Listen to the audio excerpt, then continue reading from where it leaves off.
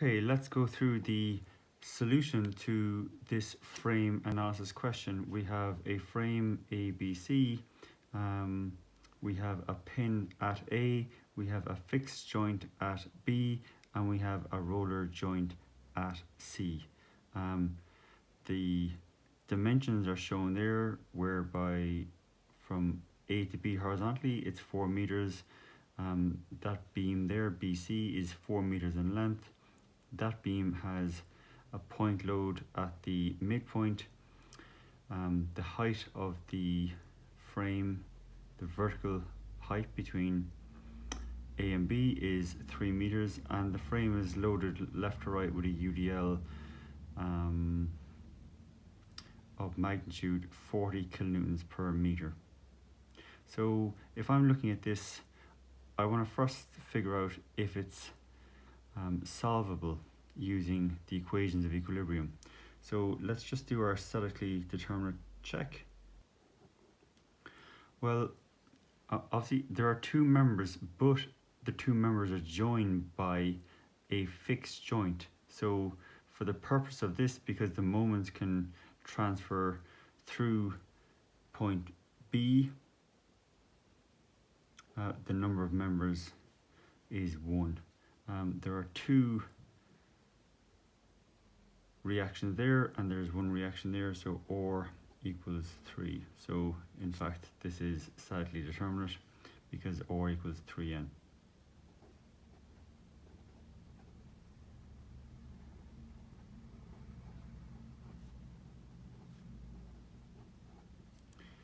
Next, we want to figure out what the reactions are. So the way I have it set up here, we have 2 vertical reactions, RVA and RVC, and we have a single horizontal reaction. And because we have a horizontal load, we are certainly expecting a value to that horizontal reaction. So how I would start this is I would take moments about A that would negate the reactions here, and that would allow me to calculate the vertical reaction at C. Using clockwise moments as positive as my convention, the sum of the moments about A equals 0. So we have 40 kilonewtons per meter. It's multiplied by a vertical height of 3 meters, and of course the center of gravity of that can be assumed to be acting at 1.5 meters from A. Then we must consider the 80 kilonewton load. The perpendicular distance between that line of action and A is 6 meters, so it's going to be plus 80 by 6. It's plus because it's a clockwise moment. And then we have this reaction to consider. Now that's creating an anti-clockwise moment about A with a lever arm of 8 meters. That calculates to be 82.5 kilonewtons. So because there are only 2 vertical reactions, I should be able to calculate the RVA quite easily as well. So because I got a negative answer here, it's actually opposite to how I assumed it to be. So that there, I'll just write it in there as minus 2.5 kilonewtons, and that there is 82.5 kilonewtons. Now I have RHA there. It is the only support that can resist a horizontal load, so it must be equal to the 120. But just to be pedantic and do it right, so RHA is minus 120 kilonewtons. So that actually is a force, is a reaction going from right to left. So those are my reactions. The next thing I'm going to do, I'm going to isolate each member. Now I have an inclined member AB and I have a horizontal member BC, I think it's going to be easier to work with the horizontal member first. So I'm going to look at member BC, and let's analyze that first. Well, what do we know? We have a roller support at C.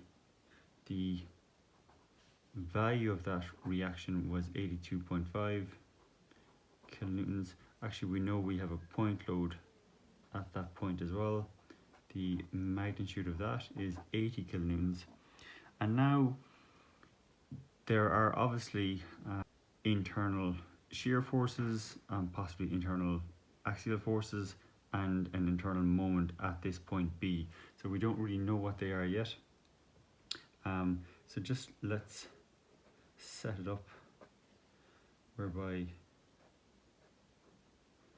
I describe my positive shear, I describe my positive axial force, and I'll describe my positive moment.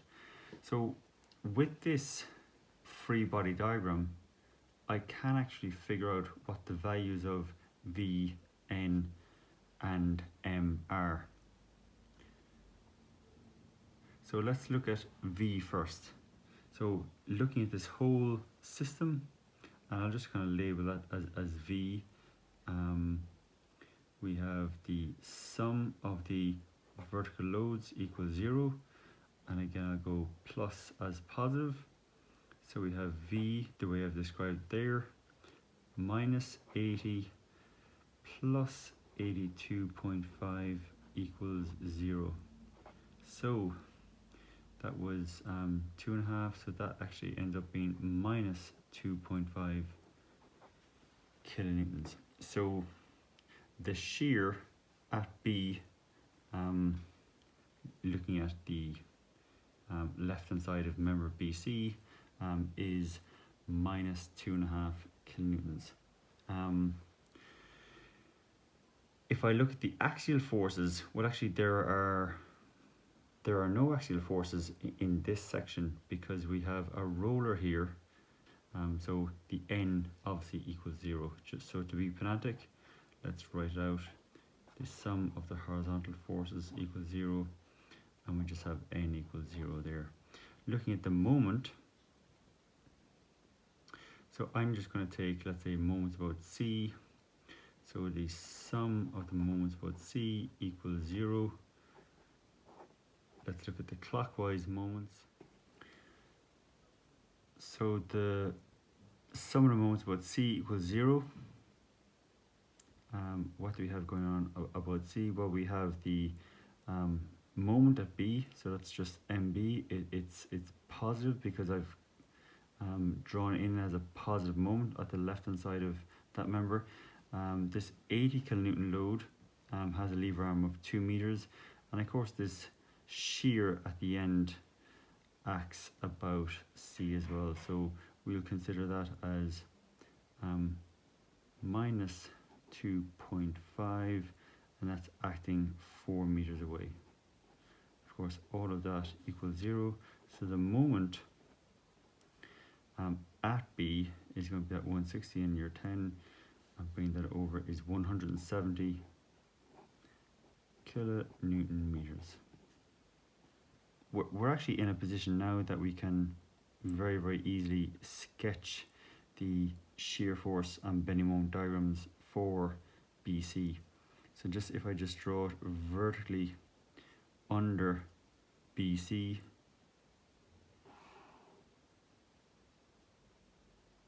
that's it there. So I'm going to draw my shear force diagram with units of kilonewtons there, and underneath that I'm going to draw my bending moment diagram. So if we look at the loading arrangement, but also actually, so that was really not a shear pointing up, it was actually a shear pointing down because I got a minus 2. If I put in my minus 2 there, so it's actually kind of it was a kind of reaction pulling it down. So it was pulling it down at a value of just 2.5 kilonewtons, so it just goes down there. I guess I'll just put down minus 2.5 there. Nothing happens in the loading diagram between B and that load, so nothing happens with the shear diagram between B and that point. And then we get a point load of magnitude 80 kilonewtons, so there's going to be a jump in our shear force diagram of magnitude 80, so that goes from -2 down to -82.5, and then nothing happens between that point and C. And of course at C we have a vertical reaction of 82.5, so that's -82.5 kilonewtons, and that goes back down to 0. So that is the shear force diagram for the horizontal member BC. So if we think about the bending moment diagram, well, we kind of knew that, we know that we calculated it to be 170 kilonewtons there. So at that point, if I just draw my value down there, so that's 170 kilonewton meters. So 170 kilonewton meters. I draw my positive moments beneath the line here. I know it's also going to be a 0 here. There is a small shear force value between B and that point, so there's going to be a slightly dropping magnitude of bending moment between those 2 points. So if we think about the area under the shear curve being 2.5 by 2, well, that's 5. So this drops from 170 to 165. So I'll draw my drop there from 170 to 165.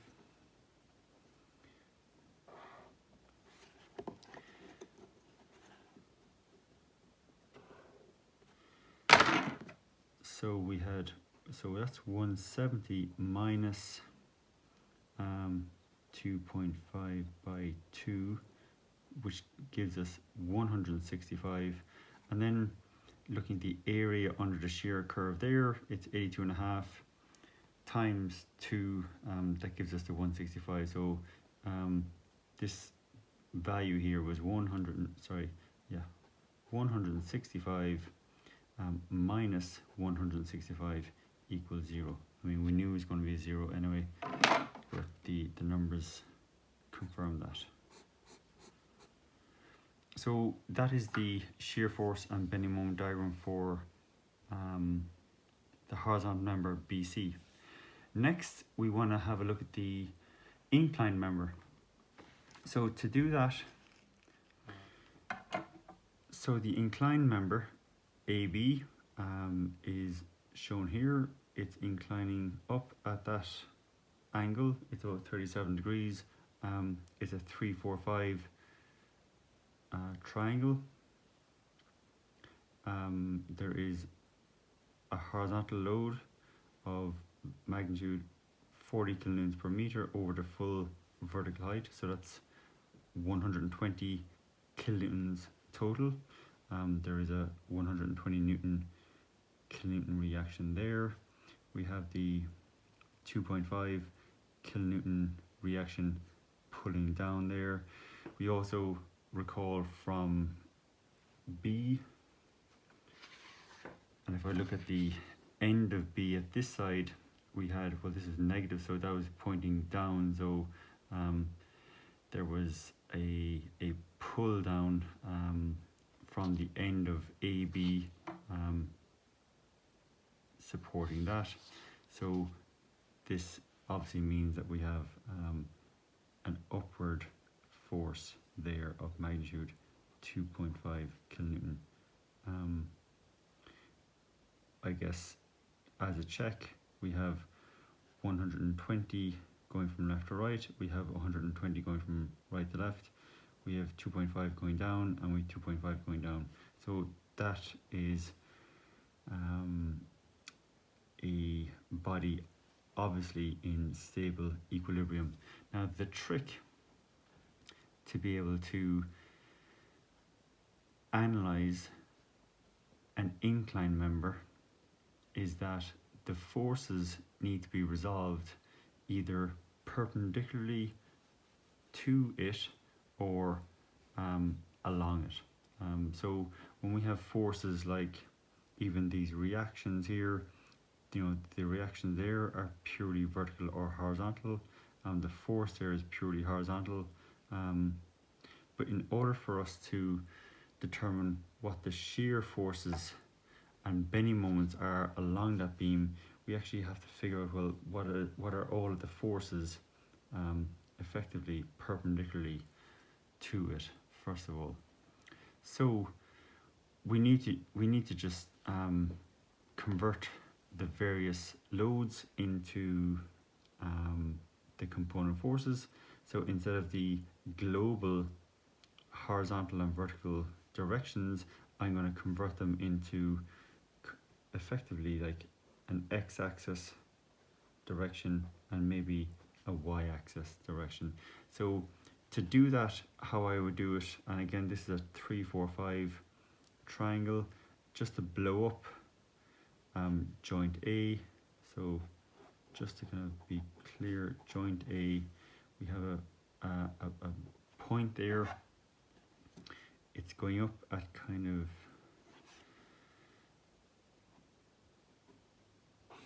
at that angle. So we have this 2.5 kilonewton load going down. So what we want to do is convert that into component forces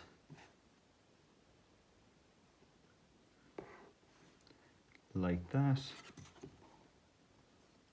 and like that. So we don't know exactly what those values are yet, but I do know that if you look at this triangle here, it is a 3, 4, 5 triangle, and when you convert that then to this end, this is effectively in the ratios, this is your 5 length, this is your 4 length, and that's your 3 length. So if that length there is for 2.5, well obviously 2.5 divided by 5 multiplied by 3, this guy here is 1.5 kilonewtons, and then that 4, that side there is obviously 4/5 of this guy, so that's 2.0 kilonewtons. Similarly, with the 120 kilonewton load, that is acting purely horizontally, we need to convert that into a load in the y direction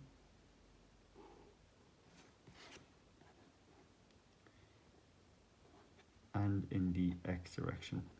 So if you look at our, that would be the 5 length, that would be the 4 length, that would be the 3 length. So if that's the 5 length, that's the 4. This one would be 4/5 of 120. So this guy would be 96 kilonewtons, and that guy would be 3/5 of 120, which is 72 kilonewtons.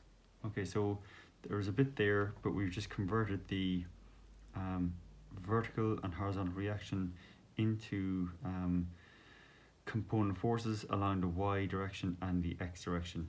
And actually what we can do is we can then just kind of add them up. So I'll do that now here. If I just redraw, so that's, if I go 4 over, if I just redraw those guys, we'll have 72 going in the y direction and 2 going down, so it's going to be 72 minus 2. So we have this 72 minus 2 equals 70 kilonewton load, or kind of reaction that's in the y direction, and then we've 96 going in that kind of negative x direction, and we have 1.5 going also in the negative x direction. So that means that the reactions there in the x direction are going like that, and it's going to be 96 plus 1.5 equals 97.5 kilonewtons.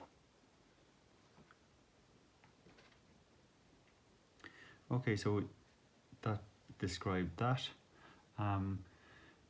If I look at the loads now, so that was A, and that was the direction of AB, and that was it as well. I guess as I'm here, I might just convert this 2.5, effectively this reaction that's pointing in the vertical upwards direction.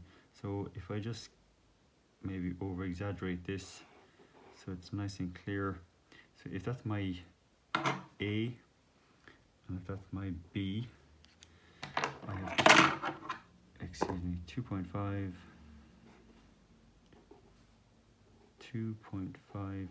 kilonewtons, and then if I convert that into x direction and y direction forces,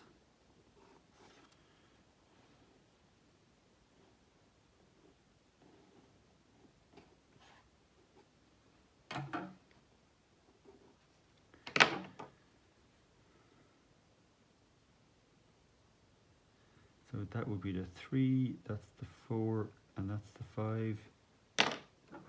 So again, converting the, that would be the 2.0 kilonewtons. 3/5 of 2.5 would be 1.5 kilonewtons, and so on. So simply that 2.5 kilonewton vertical reaction gets translated into a y direction reaction of 2 and an x direction reaction of 1.5. And then for the load, we know that we have 40 kilonewtons per meter acting over 3 meters. So we do know that we have in total, over the whole thing, we have 120 kilonewtons. And I might just draw it like that, and I'll just call this like the resultant,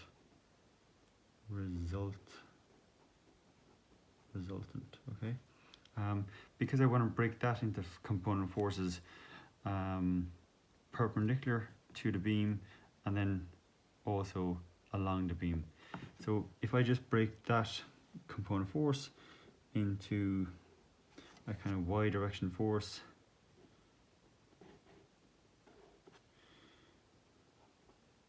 and an x direction force, so if that length there describes the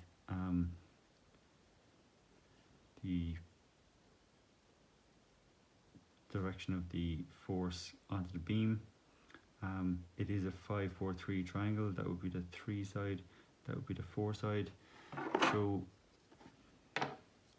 this 3/5 of 120 would be 72, and then 4/5 of 120 would be 96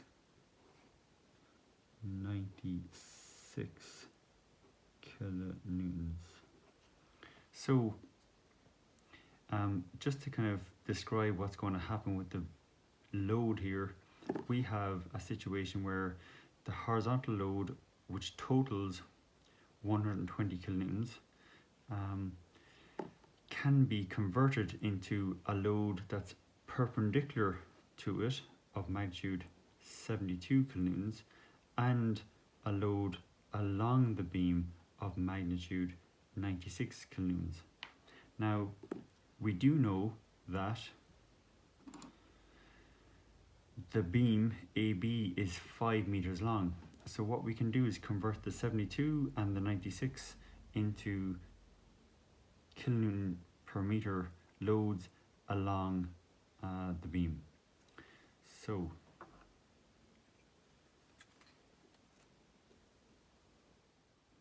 So again, this is the incline member AB. We have a total load acting on the beam horizontally of 120. It can be broken up into component forces, 96 along it and 72 acting perpendicularly to it. But it's actually acting over the full length of the beam now, and the full length of the beam is 5. So if I just look at 72 divided by 5 is 14.4. So the UDL acting perpendicularly onto the beam is, and I'll write it here, 14.4 kilonewtons per meter. And then the UDL that's acting along the beam is going to be 96 divided by 5, which is 19.2 kilonewtons per meter. Okay, now we have the whole beam set up so that we can draw our shear force and our bending moment diagram.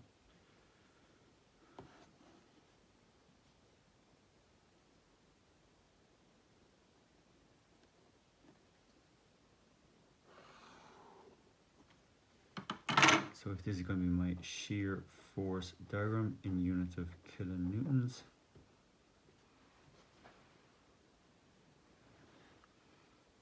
Well, we have 70 going up of a reaction there. So I'm going to draw that going up 70. So of course, like, we draw the shear forces along the beam as if the beam was horizontally now, but actually it's just inclined. So we just have to kind of like orientate everything like that. And then let's look at how it's loaded. It's loaded by 14.4 kilonewtons per meter for every meter along the full 5 meters. So that will go down 14.4 over the first meter, down another 14.4, and so on and so on. And it will go down in a straight line, and in fact it does cross the zero shear point at some point, and actually it does end up being, what you guess, well, 2 kilonewtons over here. So that's going to be 70 minus 14.4 multiplied by 5. That will give us minus 2. So if I just draw that,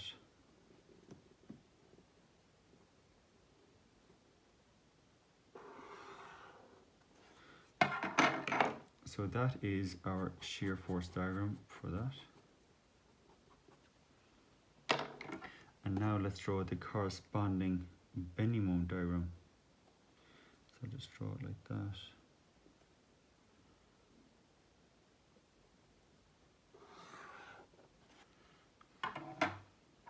So we have a pin at A. We actually have a maximum point here, and we know that the moment at B was 170. I probably over-exaggerated the magnitude of that too, especially with 70 there, but you can just kind of imagine what's going on here. We do have this kind of 0 point about there, so I can just kind of sketch that down. And then so at a point along the beam, we do have this kind of maximum, and of course, well, I'll write down M max there. We do know that the value of the moment at B was 170, so I can kind of sketch that in. It's probably just going to be a little 170. It's going to just be a little less than the max. Again, this is the bending moment diagram in units of kilonewton meters. It's 0 there, max value there, and 170 there. So we can just sketch this parabolic curve.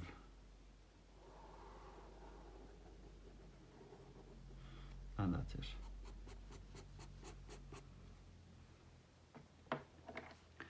So you also might be asked, well, what is the value of the maximum bending moment there? It's not 170, it's actually just going to be slightly higher than 170. So what we need to do is to develop an equation. We need to develop a shear equation to calculate the position where the shear equals 0, and then plug that into a moment equation to give us the value of that. So if I do a free body diagram,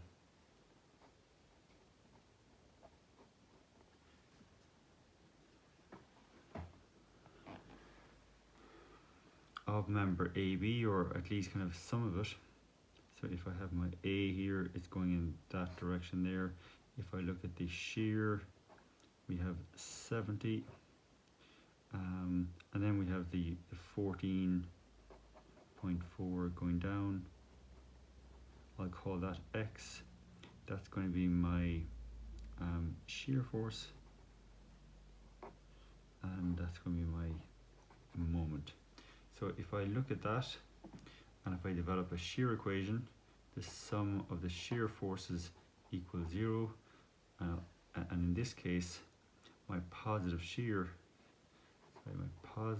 would be in that kind of direction, which we described as Y previously. So we're going to have 70 minus 14.4 x minus v equals 0.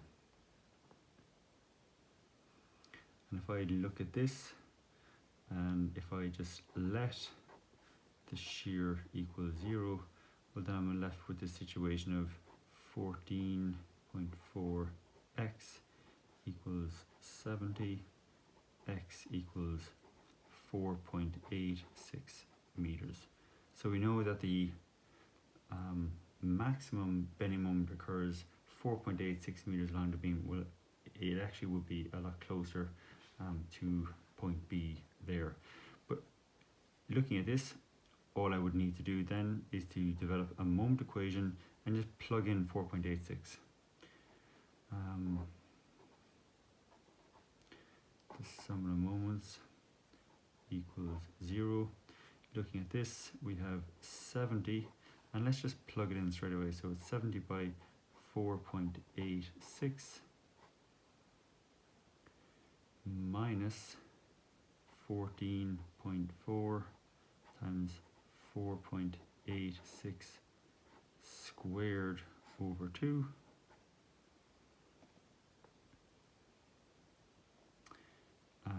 minus m